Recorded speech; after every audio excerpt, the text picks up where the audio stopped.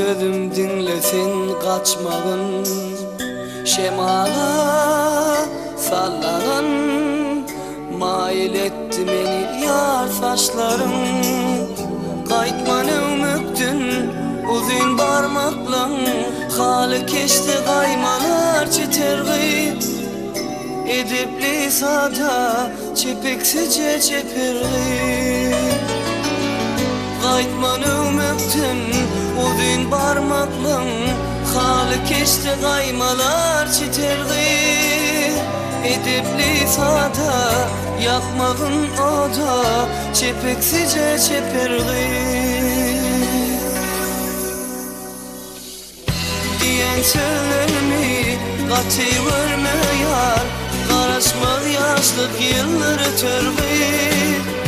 Manisidirden diyen sözler şekerli.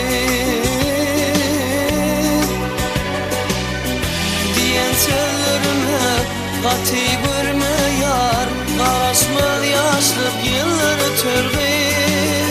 Manisidirden diyen sözler şekerli. Utoncum mehirli, aydını bezer yanakta halim. Anmadım, bilmedim, nemelerdi senin arzu hayalin. Gözel görmektin, kıyız yürekten, yürektirde bakışın yeterli. Edipli sada çepeksice çepirgi. Kaytman ümüktün uzun parmaklan, halı keşti kaymalar çitergi. Edipli sada yakmağın oda çepeksice çepirgi. Diyen sözlerimi katı verme yar, karışmaz yaşlık yılları törgü.